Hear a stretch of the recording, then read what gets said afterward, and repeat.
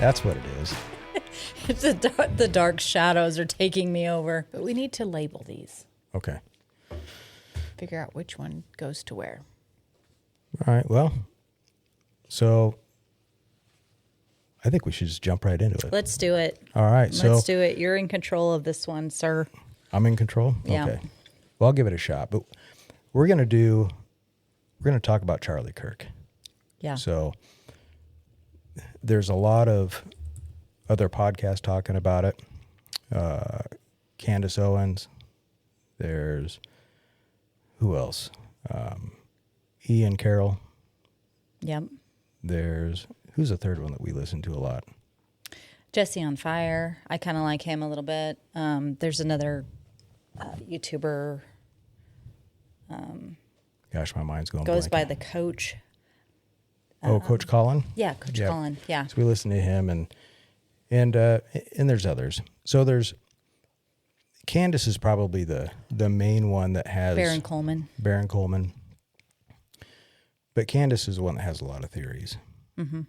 But before we go into the theories, kind of what I was wanting to do was talk about what law enforcement is alleging that happened. Sure. And so I think what I'm going to start off with is the PC affidavit, which is really the only report that we have access to, because they're not going to let go of all of the reports. They're not going to let go of all of the evidence until court. Right. So that's kind of what we have to go on now. So I read through the probable cause affidavit, and so people kind of understand what that even is a probable cause affidavit is just going to list enough facts to establish probable cause for an arrest. So it's not going to list all of the details that would be enough to secure a conviction. So it's not proof beyond a reasonable doubt. Okay. By any means. It's not even close to that. So all they want to do is, when you arrest somebody, you want to have enough that you can hold them in jail, that the judge will read it and say, okay, yeah, they need to be here, that you were justified in making this arrest. So on September 10th, Charlie was hosting an event, and it was in Orem, Utah, at UVU University. Mm-hmm. And so he's kind of preparing, throwing hats out in the crowd, warming everybody up. And ultimately, he takes the stage and begins talking to people like he would normally do, which is basically he would take questions and he would answer, and they would kind of maybe have a little bit of a debate.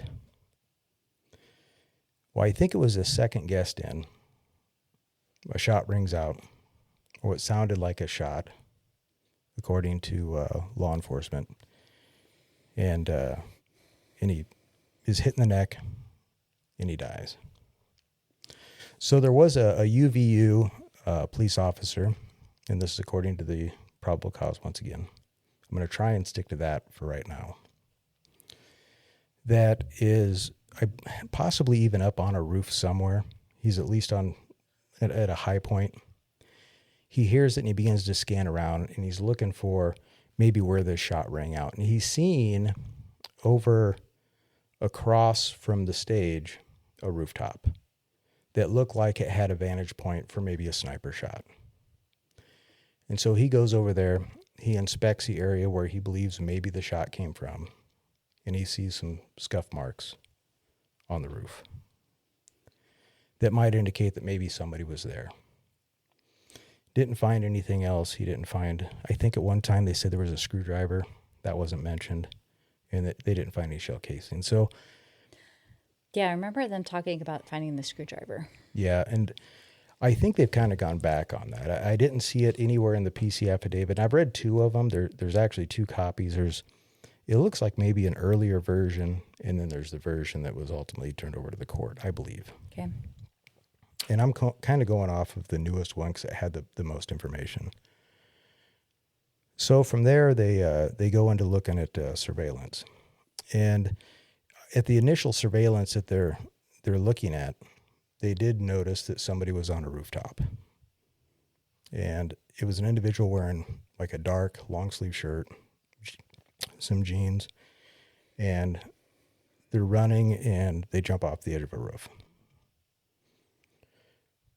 So they begin looking further at some other surveillance.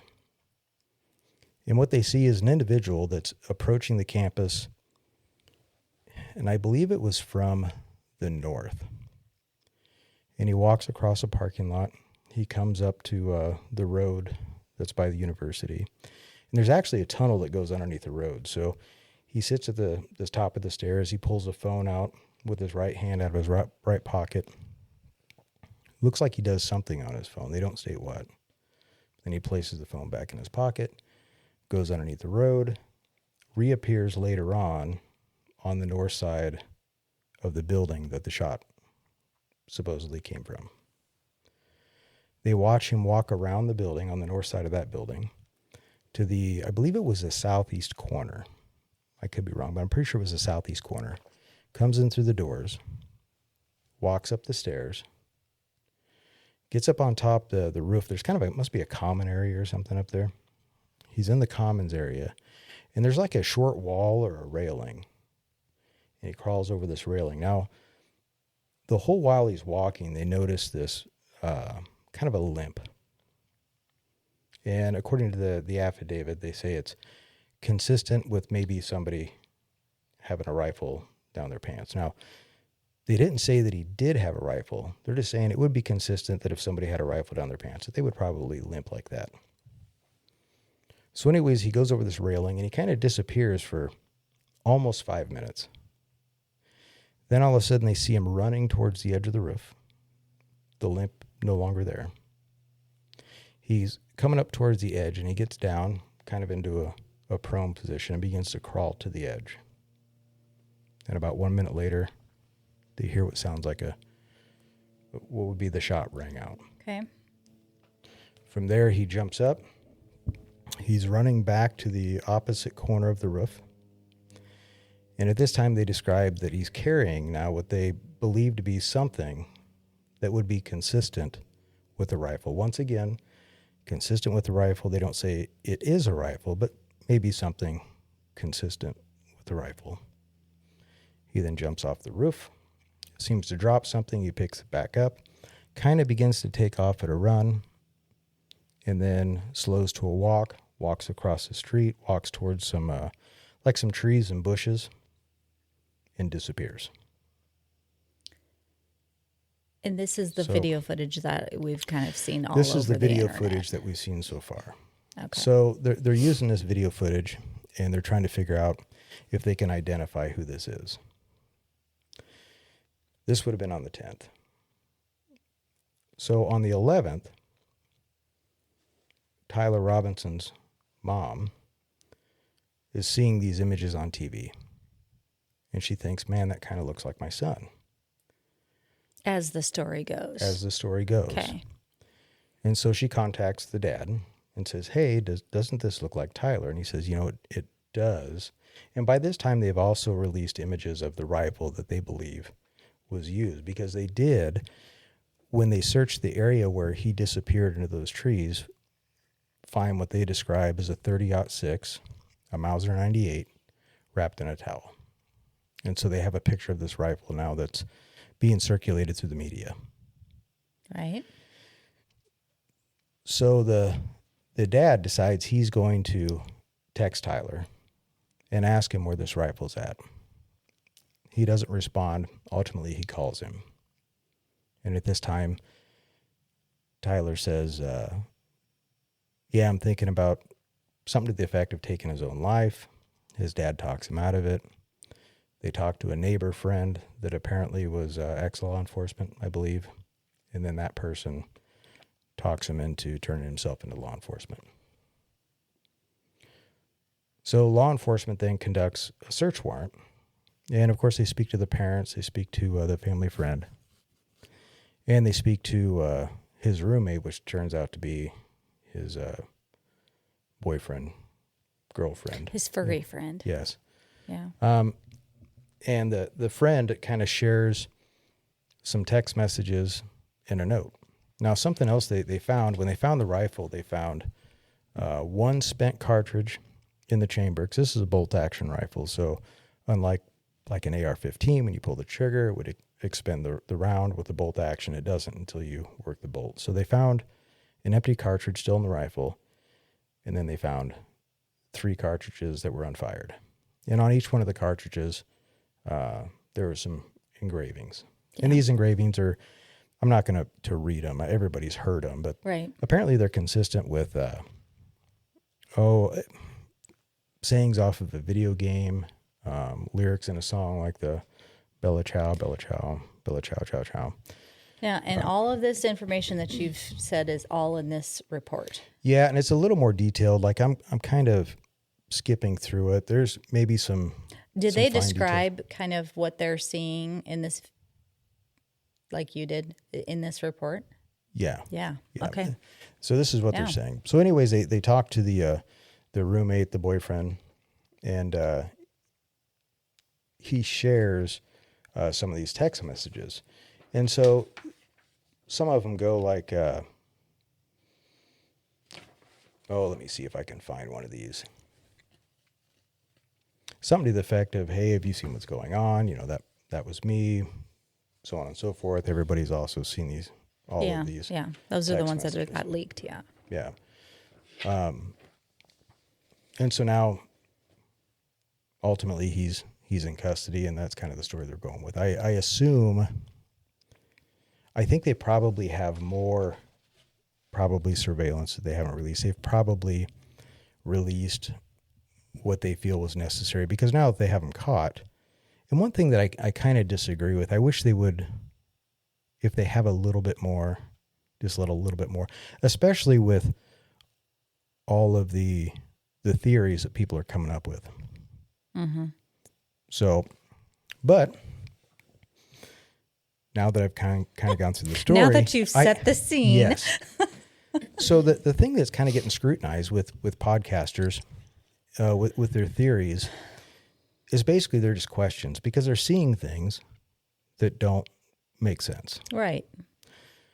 So what I'm going to do is I'm just going to point out some things that I don't think really make sense. Yes. Okay. So let me see if I can share my screen here. And I hope this works. And we'll start with this one right here. So I hope everybody can see this. And I might have to kind of go back and forth here. So this is the first picture. Now, this is when he's coming down the stairs into that tunnel, I believe, that's coming out of the parking lot and goes under the road. And what they're saying is that the rifle is actually stuffed down his pants. That's why as he's going in. As he's going in, yeah. So, and they're saying that it's actually coming down his right leg. So it would be this straight leg here. And this is the leg, actually. I've seen some video where he does have, they call it a gait. Sure. It's a, a limp. Yeah. For lack of It's the way he walks. It's the way he walked. Yeah. So, and what they describe is that he can't straighten out this leg here. You mean bend? Or he can't really bend it. Yeah. So it stays for the most part straight. So as I'm going through the pictures, and these pictures, by the way, these come right from the FBI's website. Okay. These aren't pictures that I stole online somewhere else. So Gotcha. This is right from their site. Anybody can go see these. So once again, you can see here, this is his left leg, clearly bent. Right leg is straight. Mm-hmm. So kind of consistent with what they were talking about in the video. Now I have a question. Okay, I was just going to say, obviously. are they So just showing those pictures, or are there? But And here's the thing. this is still on their site. Now, okay. Oh, boy. now I'm going to show some other pictures, but I noticed that now his leg is bent, and it's bent pretty good. Yeah. So now, initially, they said that there was a screwdriver, at least somebody did, there was a screwdriver on the roof, and maybe he disassembled the rifle so it's in 2 pieces, which would make it shorter. And it would be a little bit shorter, but maybe not as short as you think. I was just even thinking about the logistics of going upstairs if you have a rifle in your pant leg. You can't really go up. You can go down with a straight leg, but you can't really go up. Oh, trust me, we're getting there. Oh, okay. Sorry, I'm We're getting there. This is so. Like I said before, this is why. I have questions because I'm familiar with rifles. Mm-hmm. So, okay. When I saw the picture of the rifle, and he described it as not a rare rifle, but a unique rifle, and the way the rifle looked to me wasn't necessarily unique, but I also mess with rifles. Was it pink? I can't remember. It wasn't. No, it was kind of like maybe a green gray. It's hard to tell just from the picture they took. But it was a Mauser 98. But when I first heard it was a Mauser 98, and then I seen the picture, it wasn't what I was picturing in my head, especially when they said that the rifle was unique.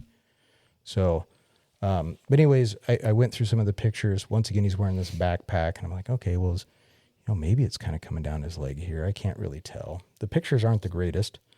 The backpack looks like it's probably a standard size backpack. It's nothing crazy. This isn't like you're going hiking in the mountains and you got your tent and your sleeping bag and everything in there. Looks like a normal college. It looks like a normal bag.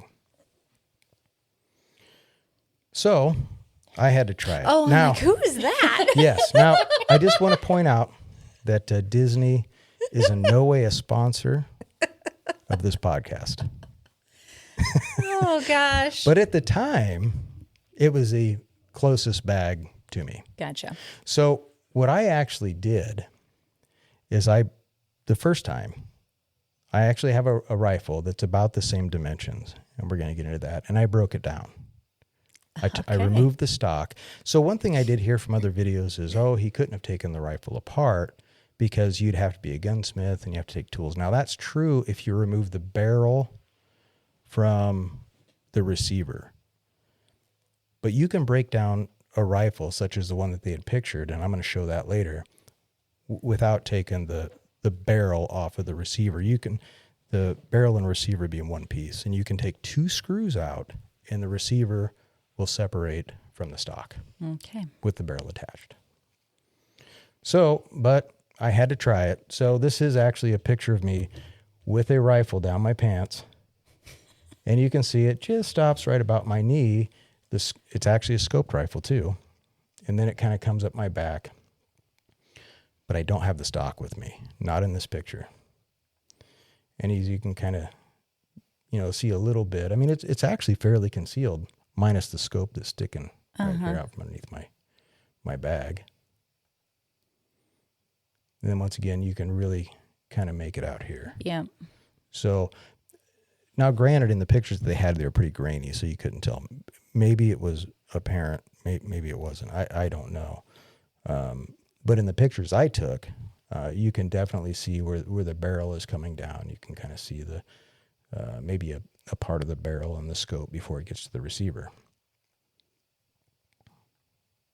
So anyways, just some profile. So this is going to be about the rifle, just to give people an idea of what we're dealing with dimension-wise. So we're talking about, it's a Mauser 98. And when you see this barrel length, this is just the barrel detached from the receiver. So it's 23 inches. The receiver itself is probably another 8. And he actually wouldn't have been able to detach that. So the people that said, well, you couldn't do that without a gunsmith. Well, you can't, but you don't have to. The rifle itself, though, is actually probably 44 to 46 inches long. So, and that's total length, and that's what the rifle put together. So now this is what I was talking about when I first heard it was a Mauser 98 from World War II. I keep hearing people say World War I, but World War I, whatever. But this would be like an old school Mauser 98. And this is actually what I pictured. Does Mauser come from the word muzzle? I'm sure it comes from whoever built the rifle. Gotcha. Initially. Okay. It's like a brand. So anyways, this would be what I pictured as a Mauser 98. This is not what they recovered. This is what they recovered. Oh, So this would be like a sporterized version, yeah. but a Mauser 98. Mauser is actually probably going to be the action, Gotcha. which is going to be this part of the rifle. So this is what I was talking about, would be the receiver in action right here. The barrel is actually attached to that with a barrel nut. You'd have to be a gunsmith to detach this part, this long barrel, from this part where you see like your bolt and where you would actually chamber and rechamber. Yeah, I don't even see how that's feasible taking that thing apart. Well, you can. And it comes in two pieces. So this would be the stock version. And the reason I'm showing this is I want to give people an idea of some dimensions on how long the How rifle big it is, yeah. So this would be like kind of a stock, an old wood stock from a Mauser. And its overall length is about 31 and a half inches long. They do make sporterized versions that are about 29 and a half. But anybody with a tape measure, if you pull it out 29 and a half inches, that's still pretty long. Close to a yard. Yeah. So once again, this is his rifle. This is the rifle that I used. Now, this is not a Mauser. This is actually just a 308, and it's a Mossberg. It's a different brand, but the reason I used it is because it is 44 inches from the tip of the barrel. And even though this says 45 here, the photo was taken at an angle. It's actually 44 inches in length. And I wanted to see how this would look. So once again, there's his stock. That'd be a wooden stock. This is with the stock taken off. Okay. And you can do this with just 2 screws. Okay. Still. And When we're getting to the point I'm about to make here. I know, no, but this helps me as a non-hunting female. That when they say take the gun apart, I'm thinking it's taking the gun apart like you take I don't know, some type of appliance apart or to Yeah. travel with, you know. I'm thinking it's coming into 2 equal pieces or 3 equal pieces, and it's makes just, it compact. It's basically 2. So when Yeah. you take the screws out, I don't know why I snuck this back in here. I think maybe just to show his bag. And actually where this bag, I want to point out where it stops on his back. So this is kind of halfway down his shoulder blades. Mm-hmm. So initially they said they broke the rifle down and maybe had the stock in the backpack. I took this picture just to show that stock is not going to fit in a backpack. Right. No way. This is a normal size backpack and half is still exposed. So there's no way, even at an angle, that you could fit that in a backpack. Couldn't be done. No. And so, but I have heard that now the FBI has retracted that. I don't know if the FBI and law enforcement initially are the ones that said it was broke down. Somebody did. But now they're saying, no, he never took it apart. So I put it back together and I shoved it down my pants again. Mm-hmm. Boy, it's really shoving up to your shoulder, isn't it? It is. Now, I'm not 100% sure, but he might be about 6'2". I'm only 5'8". So he would have had 4 inches on me. So it might have been down to here, which is possible. Okay. What you can't see is this barrel is down here. Mm-hmm. And I know I probably still got scratches on the lower part of my calf where this thing was rubbing. But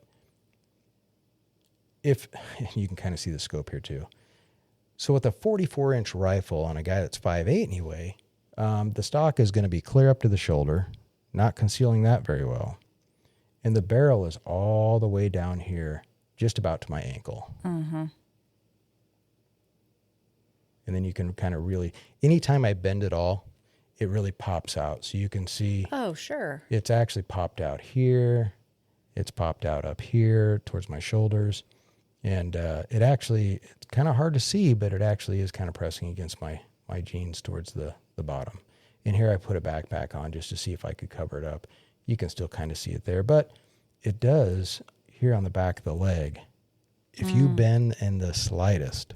Well, sure, because now you've got pressure from the backpack that's pressing on the top, so it's naturally going to make the bottom part. Yes, it's Swing not. out, yeah. The barrel ain't gonna bend. It's not hinged. Right. So even if he is 6'2", it's still going to be resting against the back of his leg. Yeah. So, and now you mentioned, gosh, going up and down stairs, that'd be difficult. Well, actually, before you got here, I was trying it, and I actually went into the basement because I had to retrieve this backpack. I ditched the Disney one. Yeah, this one's a little more appropriate for what yeah. But this is actually probably bigger than the backpack that he wore. Yeah, I would say so. This is more of a hunting backpack, and this would be, maybe what you would go hiking with. And I mean, you could put all kinds of things in here, but you still couldn't fit that stock in here if it was broke down. So the only way he was getting that rifle up there was in one piece. There was, unless he took it in half and he shoved both pieces down his pants, but then he's going to be limping with both legs. Mm-hmm. And I don't know how you walk with it. Can you do a two-legged gait? That'd be kind of weird. Yeah, yeah. I don't think that's gonna. No. So that was the first question I had. Now, does it make it impossible? Could he have done it and maybe nobody noticed? I mean, it's possible, but it was definitely a question I had. Is like, if it was down his pants, I mean, how would he walk at all? He would have to go upstairs. How's he getting up the stairs? How's he going over the railing? How's he doing all of this? That was going to be my next question. How did he get over the railing? Right. So they saw him come over the wall of the railing before he disappeared and apparently had taken this thing out. But how did he crawl over it? Because I had a hard enough time going up and down stairs. If I would have had to actually lift my leg over something, I don't think I could have done it. It wouldn't have been possible because I'd have had to move my leg, either one of them, at an angle at some point, and it wasn't going to move. People can test this theory at home. Just go unscrew your broomstick off the end and stick the broomstick down your pants and see how well you move. Yeah. And actually, that's probably going to be easier because with a rifle, you're going to have the width of the stock of the rifle. And I don't know where I... Was he ever asked how long he had been planning this? Yeah, so he started planning this. This is his own words to his roommate about a week before the event. So, I was just wondering if he and he had practiced going walking up and to down. make it look like there's nothing in his And pants. this is all in his text messages because he even mentioned how, hey, did you remember when I was engraving those bullets? Yeah. Which is another question. Maybe it's normal for him. I know that his family is a conservative family, and they do have firearms, and he has some experience with firearms. But mind you, he's like 21 years old. So he doesn't have like extensive experience with a rifle. He does not seem like the stereotypical hunting child. No, probably not. How not do really. I say that? And, I don't know how to say that politically correct, but yeah, he does. That's not the stereotype. and I'm maybe at getting from one him. time he was, and maybe because his family said that over the course of the last year or so that he became more and more, they described it as left wing. Mm-hmm. So he became more pro-gay, pro-trans, ultimately was dating and living with his trans boyfriend who, I don't know if it was in the process of transitioning or what. Supposedly. But so that was kind of one of my questions, which was, the logistics of it. Yeah, I mean, how did he get there with this rifle? And is it possible?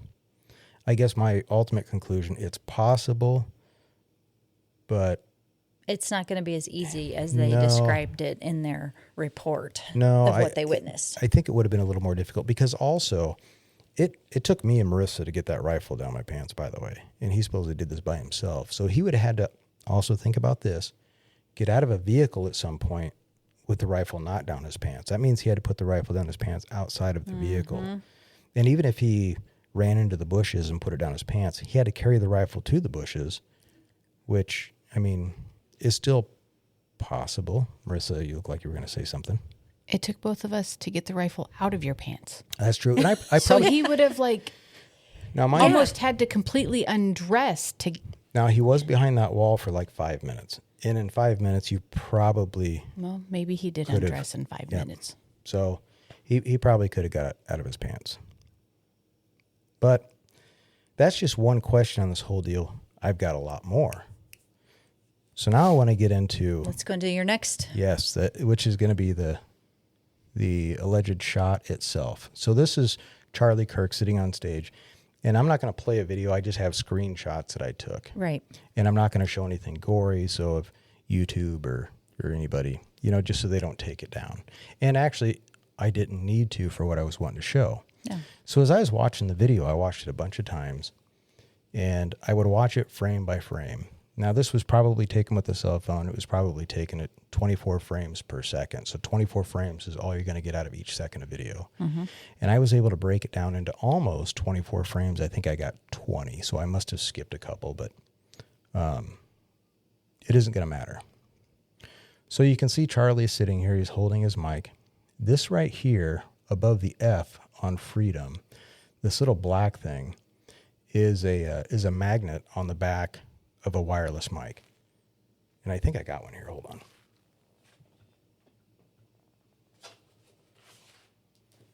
I do. I'm not going to grab it. But anyway, so... I'm not on camera.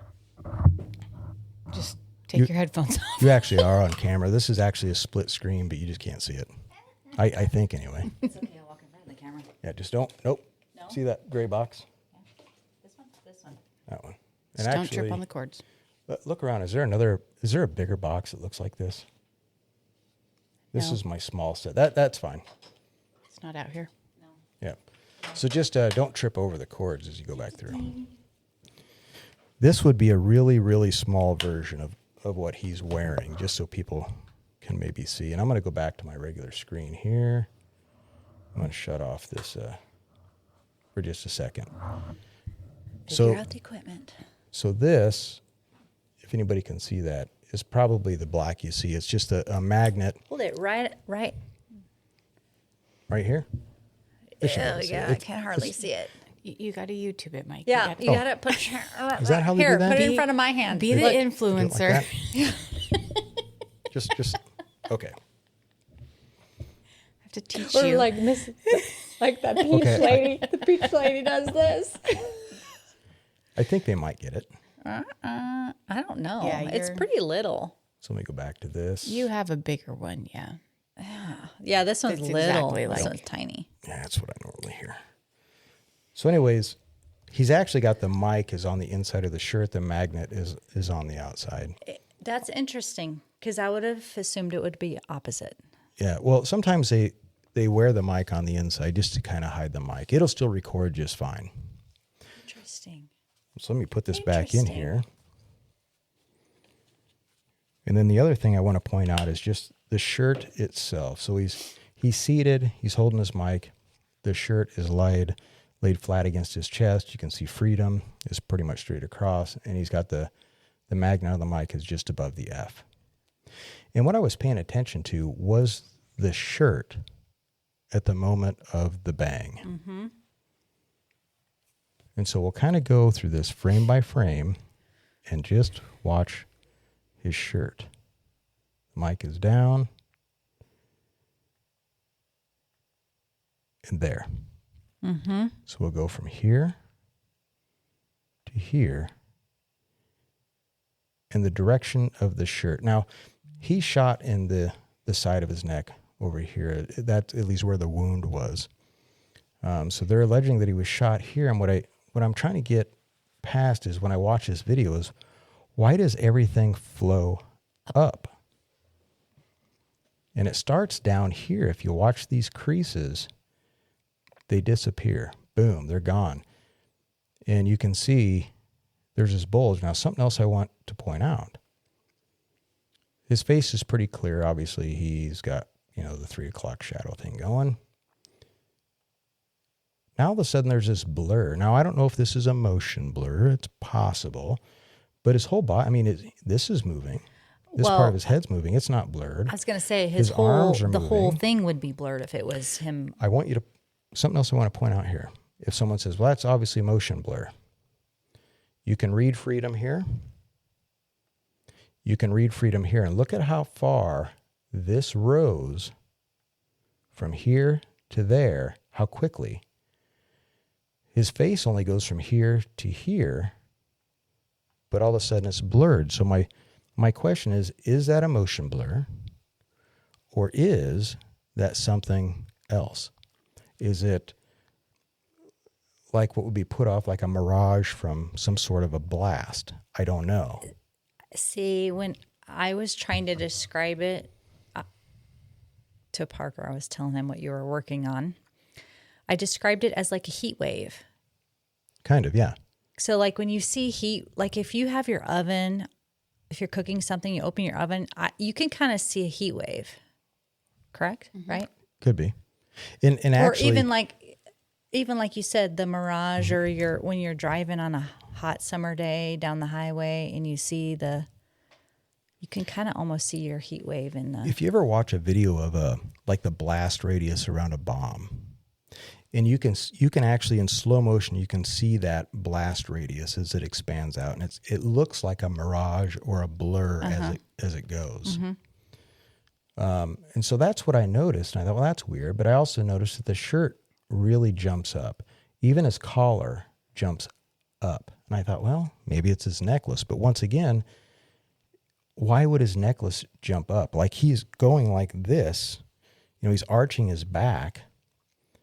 But that doesn't explain why everything from his belt line up travels up. It doesn't travel out. It doesn't even travel into him because there's still a puff right here. It's going up. And then in this picture, something else goes up. Look at his hair. Look at his hair here. Shirt's up. So I'll go back even one more.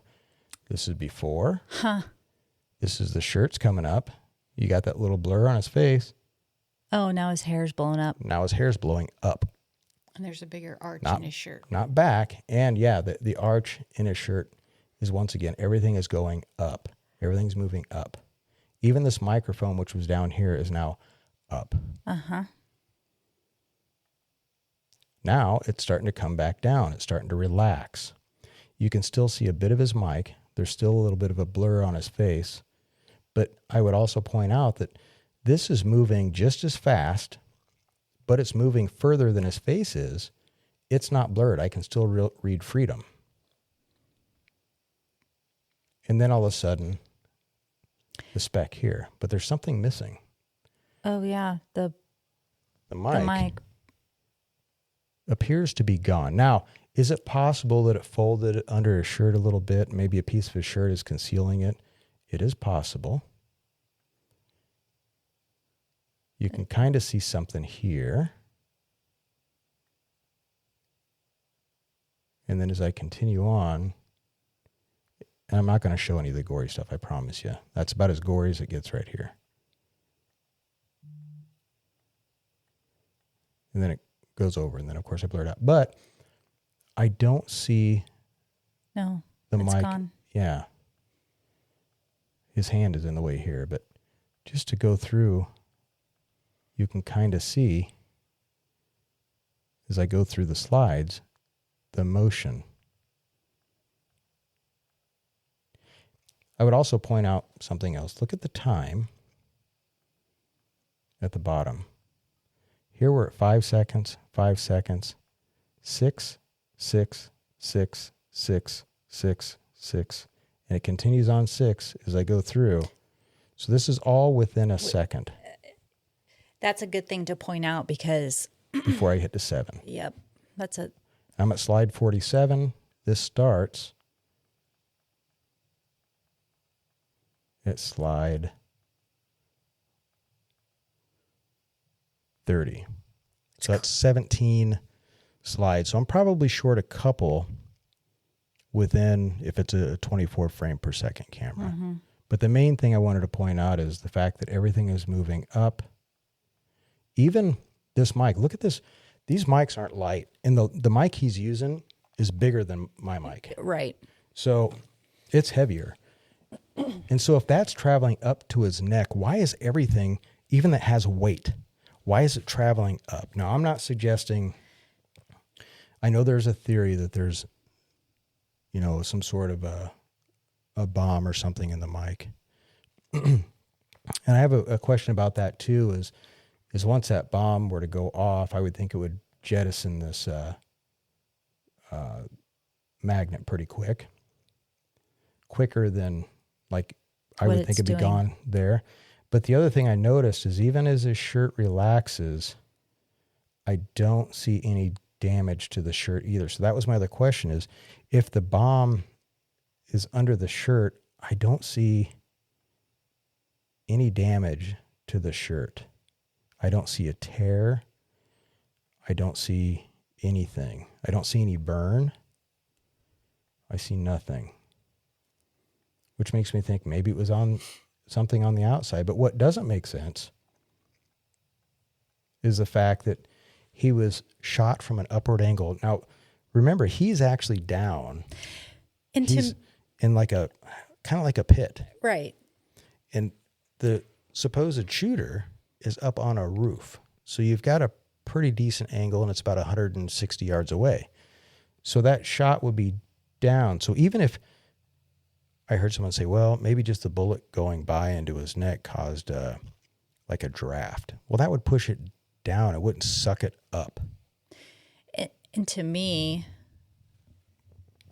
the angle would, how would he get to his left side of his neck? Yeah, if this was a angle bomb is not here, right. how would it come around and hit? To me, it would have to go around a corner almost. It doesn't. It just doesn't make sense. So I don't know. I don't know if,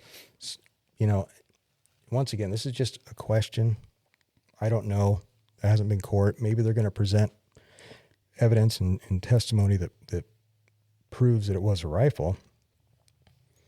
But I ain't done with that rifle yet. But it doesn't make sense that it flows up. Right. So, but I have another question. So anybody that's familiar with, because they did say this was a 30-06, and I know they've kind of beat this over the head. Yeah. I mean, I don't care what you do with a 30-06. There is no way Charlie Kirk's neck is stopping a 30-06. And I don't care if they use a hollow point. I don't care. They've brought up frangible rounds. A frangible round would probably be almost worse because the whole back of his neck would be gone. I've seen a frangible round go through a slab of meat with a giant bone in it. The spine is not a giant bone. It's actually, I think, fairly soft. It's not like super, super hard. In the neck itself isn't like, I mean, you have your throat in there, your larynx or whatever. Yeah. So there's a windpipe in there. Yeah. So it's somewhat hollow. Yeah. So, I mean, it's going to disintegrate. It's going to destroy it. It's going to be gone. But there's no pass-through. Now, the one picture I didn't get was a picture that Candace Owens posted that she'd gotten. It was from the backside of Charlie. And there is no damage to the backside of Charlie. Right. One One thing that she did, or somebody pointed out, is there was some funny marks on the backside of his hands. And I wish I had that picture so I could point that out because they almost look like a powder burn. Now, was it a powder burn? Don't know. Once again, it's just another question I have is where did those come from? Some of it did look like blood splatter, but there was some red dots mixed with some almost gray that clearly did not appear to be blood. I don't know what that was. Do you think he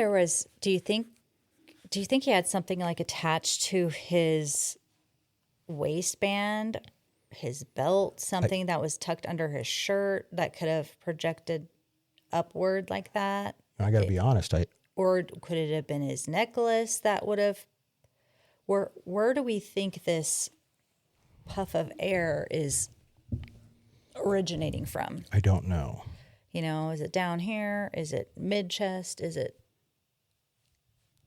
I don't know. I don't know either. But so those were my kind of main questions that I had that, some of it I could make sense of. Is it possible that a kid is so mad at somebody that he's going to take a pot shot at him? Yes. Could somebody sneak up to a roof and do something like that? Yeah. Could they do it with a rifle stuffed down their pants and that rifle's 44 inches long? Probably going to be way more difficult. So I would say it would be tough. When they shoot him, is that how your body's going to react? Probably not. No. Is it going to make a hole like that? Probably not. It's going to be much more gruesome. And for the life of me, I cannot get past that. Right. You know, one of the theories that, you know, one of the YouTubers had, I think it's John Bray, you know, he was describing the theory of the exploding microphone and thought that it, you know, maybe was off-centered or something, and a piece of it came off and sure. And got his neck. And I can see that because they also brought up, somebody did photos of the inside of the SUV after they had carried Charlie away, and there was bits of plastic that were on the floorboard. Yeah. And nobody knows what that is. Right. But once again, I think people kind of come after, whether it be Candace or whether it be Ian or whether it be any of them. I wish I could think of the one guy's name I keep forgetting, and I watch him more than anybody, and I feel like such an ass. Valhalla? No. Baron Coleman. Baron Coleman. And, I mean, they kind of give those guys a raft of crap, all of them, for these conspiracy theories. And I don't think that a lot of what they're doing is a conspiracy theory. They're just asking questions. And if you look at any crime podcast, that's exactly what we do. Yeah. Well, that's what every law enforcement officer does. They ask questions and then they look for an answer. And in this case, we're not there and we're not also getting the answers. And I don't expect law enforcement to come out and give me these answers right away. I'm really anxious to see the trial. I hope that they televise it. Maybe I'll get some of these questions answered. But there's some of them that I struggle with. Yeah. Well, obviously it's because of the narrative that they put out to us. And then even you even have Erica Kirk coming on and saying, yes, she believes he was shot by Tyler Robinson. And it's just that everybody can kind of see and come to the conclusions that, you know, that's not really a good theory to, you know, go 10 toes deep on, because look at all of these people that are saying, yeah, this doesn't smell right. No. This does not look right. And so it's not possible. I had one more with Tyler Robinson himself, and I'll see if I can pull this up. Well, I wanted to, before, when you pull that up, I was going to bring up that, you know, whether this is true or not, I did see that his supposed autopsy said that he did have fractures of the vertebrae from like C1 to T1. Now, whether that's his actual autopsy, I don't know. But when you hear that his neck, his vertebrae is fractured from C1 to T1, that's all the C spines down. Mm-hmm. It's easy. It's simple for somebody to say, "Oh, well, broken means shattered into pieces." Well, no, not necessarily. If you have a hairline fracture of your vertebrae, they're going to say the bone is broken. I could see from that angle of his neck, that twerk to the side, if it went that quickly within a second, mm-hmm. his neck was bent like that. That to me is a whiplash, and I would think that could easily fracture the vertebrae of the C vertebrae. I could see that. I'd also like to see the condition of his sternum and his ribs, mm-hmm. Because it did look like there was some force in, but still most of it up. I don't know. The whole upward thing is what I can't get out. But I did see his neck come down, and I agree that people, when they get in accidents and they get whiplash, they do. Heck, my dad fell. He just fell to the ground. He didn't hit his head. He just fell, and just that his head doing like a quick bounce. He ended up fracturing a vertebrae. Mm-hmm. What? Sorry. Did you see something? You're watching something on TV. I am. Oh, geez. That would be my producer watching TV. I'm preparing for the basketball game, and I just watched the Wisconsin-Minnesota, and Minnesota tied it up with 2 seconds, and Wisconsin just beat them. Oh, my. With 2 seconds. Wisconsin beat who? Minnesota. Okay. Anyways, back to what we're doing. I'm going to try and show something. I don't know if this is going to work. This is the FBI's website. And I'll see if it'll play. It is going to play. So this is the other question I have when it comes to Tyler Robinson, and it's when they're pointing out that he's running across the roof and he has what they say is consistent with the rifle. And this is probably going to be tough to see, and I don't know that I can zoom in. Once again, this is right from the FBI's website. This isn't... saying that the rifle is in his pants? No. This is when he's leaving, so they're saying okay. the rifle is in his hand. And I'm going to try and... That ain't going to work very good. So when I'm watching him come off this roof, he's going to have something black, a mass, in his hand. And I'll play it right there. Back it up. Right there. And they're saying that is a rifle. Now, I can see... You need a pointer to point on that screen. There right you go. here. They're saying this is a rifle. Now, it does look like it's maybe a towel, and it is possible. I just want to point out. Is that his bag, his backpack? Could be. I don't know. The image is so poor, and if there was a barrel sticking out of here, it is likely you probably wouldn't see the barrel.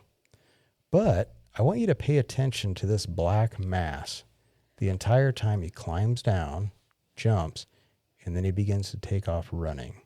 And I'll probably have to back this up a couple times and play it. But watch how it flops around. So there he kind of swings it over. There he hits the ground. Now watch when he picks it up. See how it swings there? Watch when he first picks it up.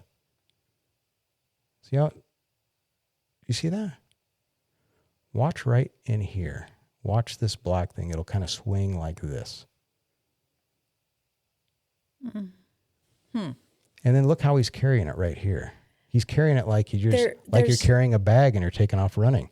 And look at it swing. That rifle would be way too big for it to swing like that. Correct? Well, am I thinking right? Well, a rifle is pretty rigid. And at this point, I mean, he's just running around with this thing flopping around like, to me, where is he even covering it?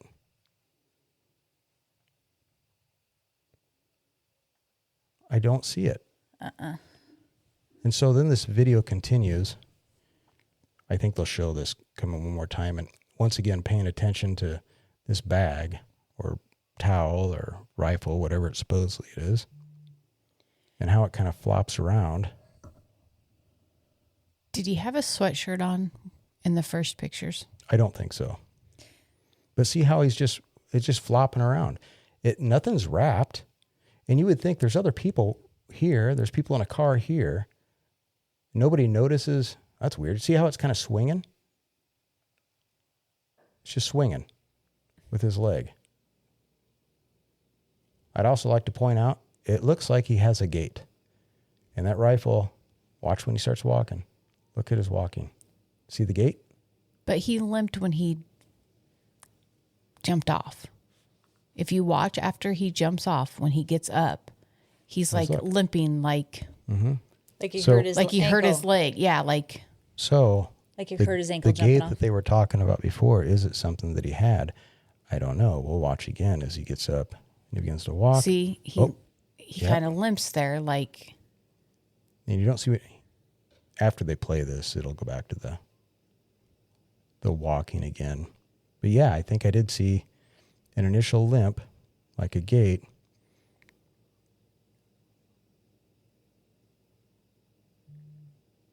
And when he slows down... And he's trying to hide it. That is... Whatever, he's just kind of... Ankles. You can't zoom in. No. So, but he'll start walking here. Look how he's walking.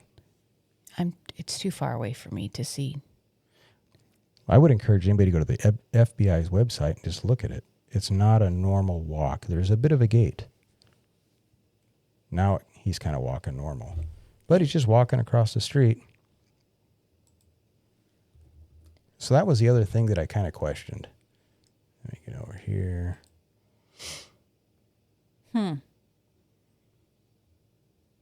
So, anyways, that was everything that I had, with Robinson himself.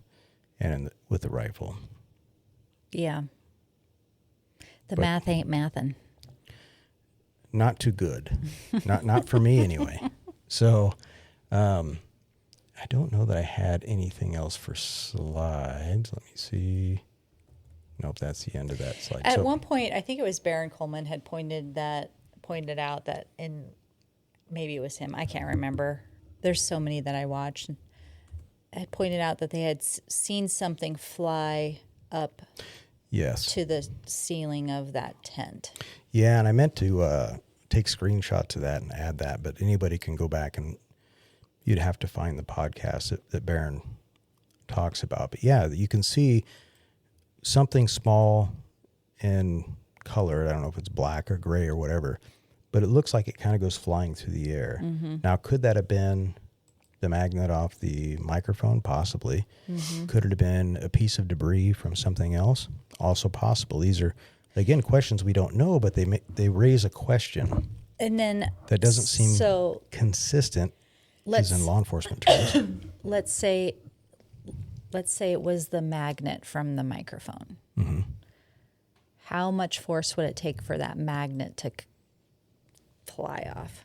Well, I kind of tested that too. So I have he wears a Rode mic, and a Rode mic is maybe a little bit bigger than the DJI mics that I have.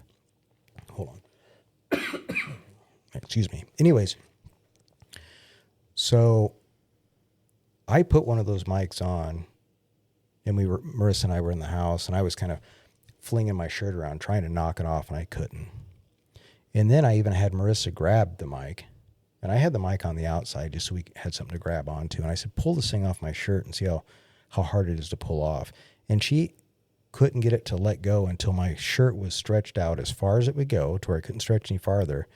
And then she had to still apply pressure before it popped off. So they stay on pretty good. Mm-hmm. They're not just going to fall off. Well, I'm sorry. I just don't feel like a bullet, him getting shot, is going to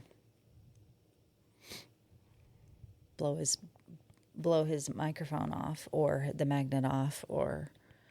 No. I don't think so. I don't know. Or cause that motion in his shirt or cause the heat wave blurring effect that you see.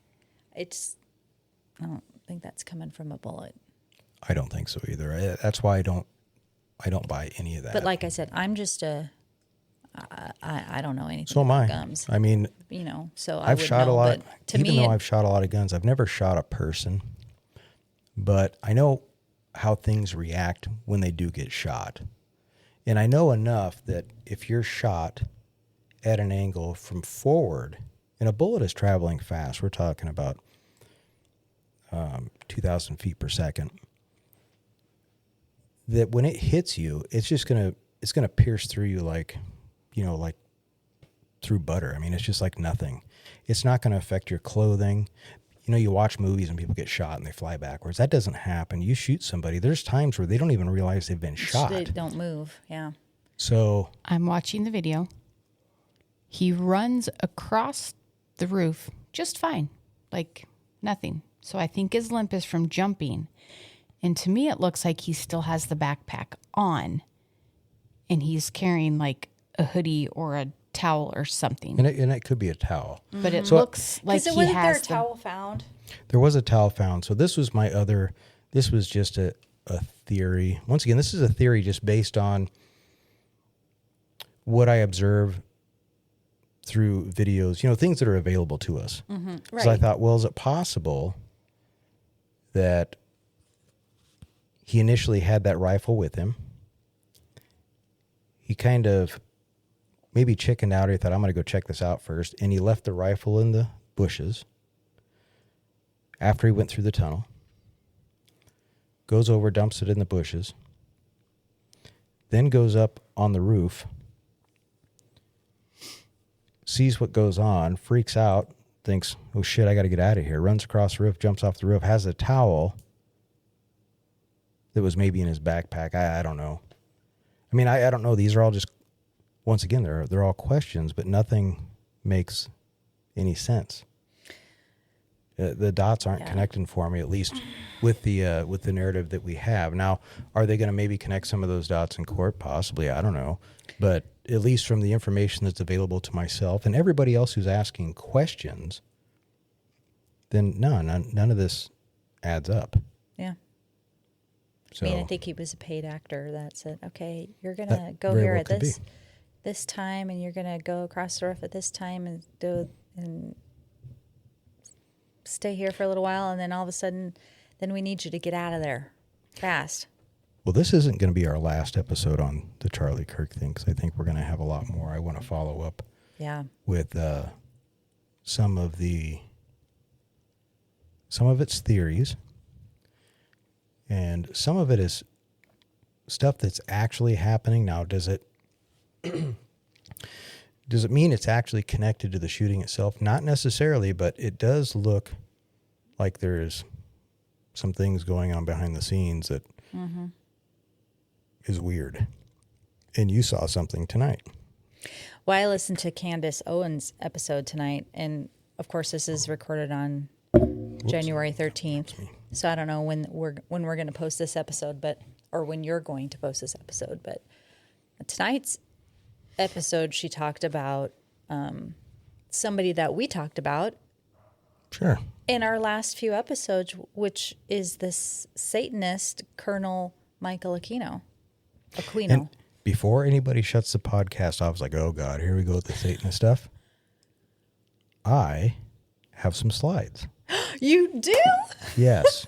So yeah. Well, anyway, Michael Aquino we found out, mentioned in our Franklin cover-up case. He was mentioned by one of the survivors of the MK Ultra, who testified that apparently or allegedly Michael Aquino was the one who was the head of Project Monarch and had these kids in this Project Monarch and was doing mind control and yada, yada, yada. You can go listen to the previous episodes. How about I pull up a couple of slides and I'll let you explain who these people are. Yes, do. And this will maybe help you tell a little bit of what we might have coming. Perfect. So we'll start with this slide. You recognize anybody in that slide? I sure do. Which individual? Well, let's say Paul Valley. Paul Valley. This guy right here? Yeah, right there. Huh. What do you suppose he did? Well, I know what he did. I don't know if our listeners do, but well, let's explore what he did. So what I'm on is the Turning Point on their website, and this is one of their boards. It's their it's an advisory board within Turning Point, and these are people on that board. So this is Paul Valley, and he was in the military. Mm-hmm. You can tell the story too, or do you just want me to tell it? We go ahead. Okay. I just know who he was affiliated with. Okay. So he's in the United States military, and he's involved with the 7th PSYOP group, with the 351st Civil Affairs Command. But he also works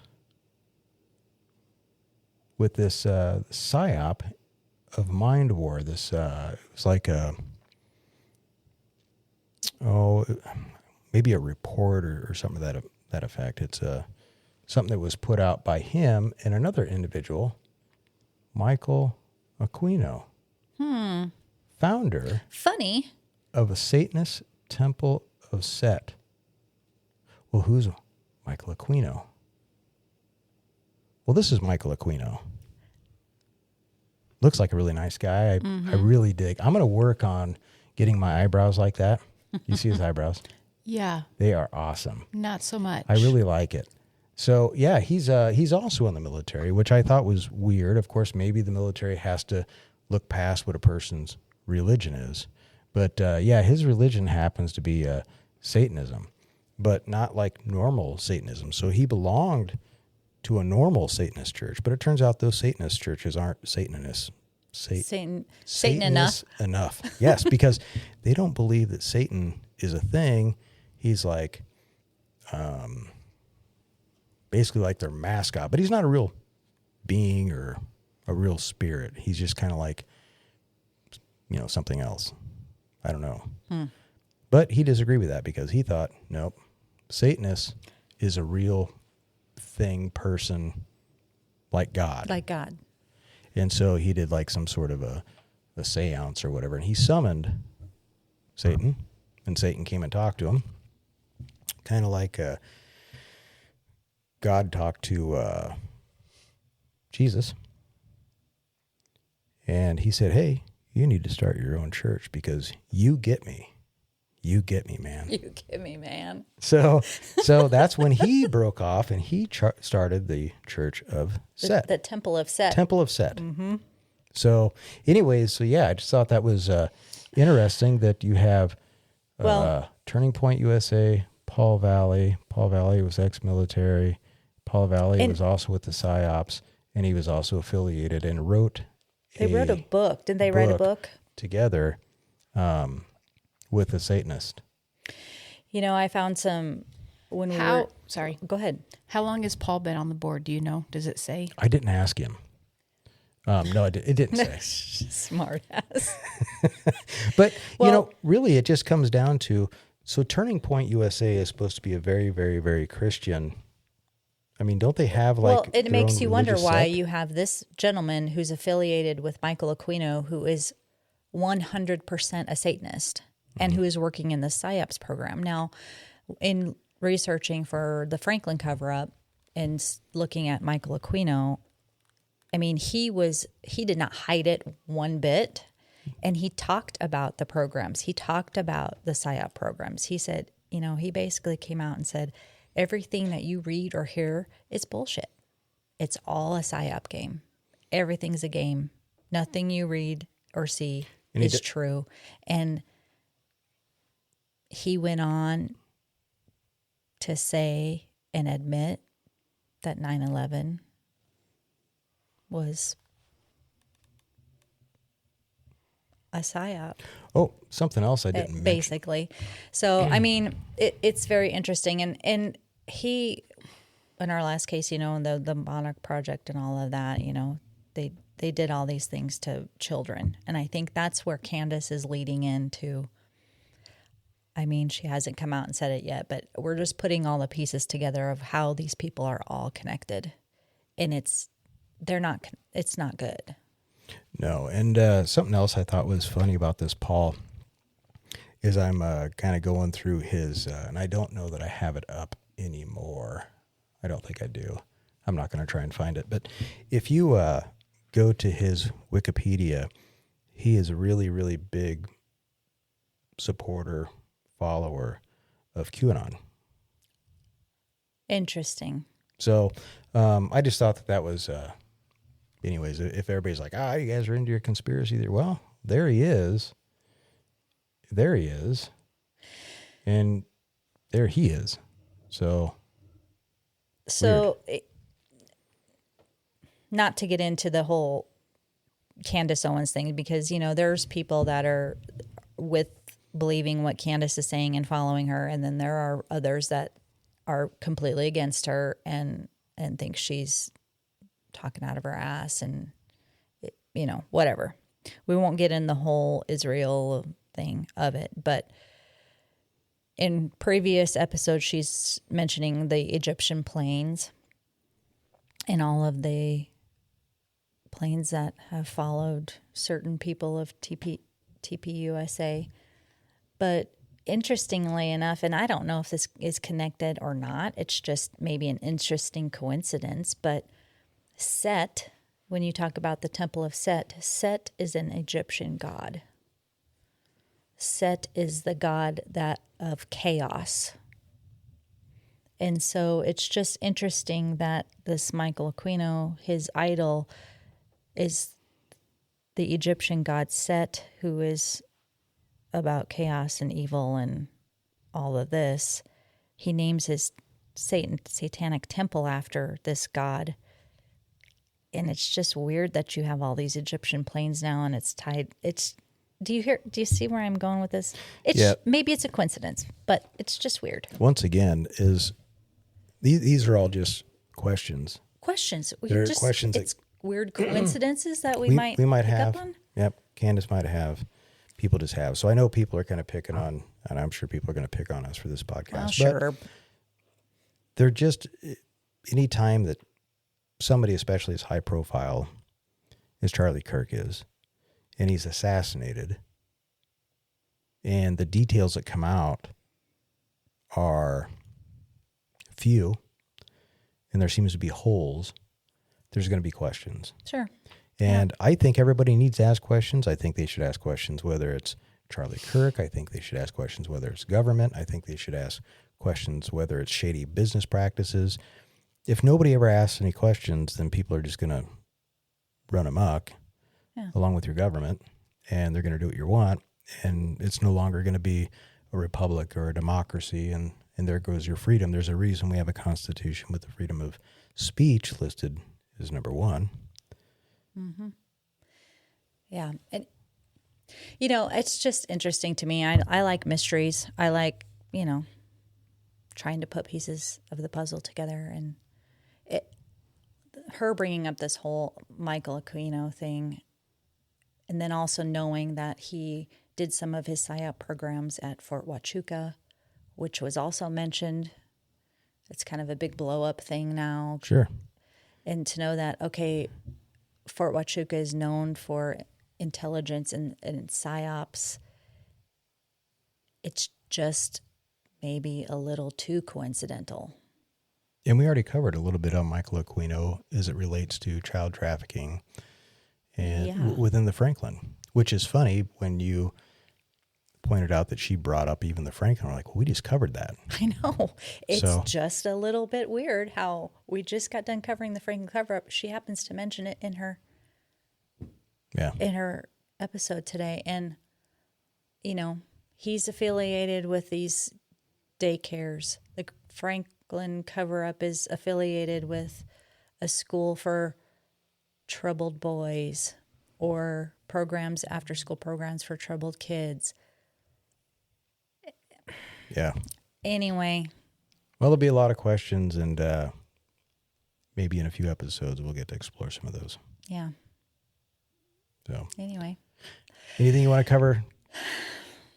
I think that's probably it for this one. Yeah, that'll be it for this one. And yeah, it'll be interesting to see kind of where this goes and what we hear from here on out. But all right, well. We might be onto something.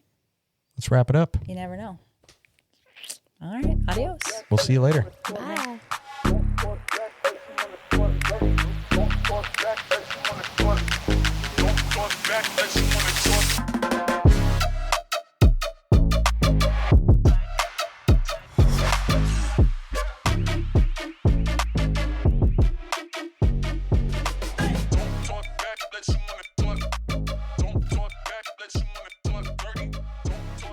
Let you wanna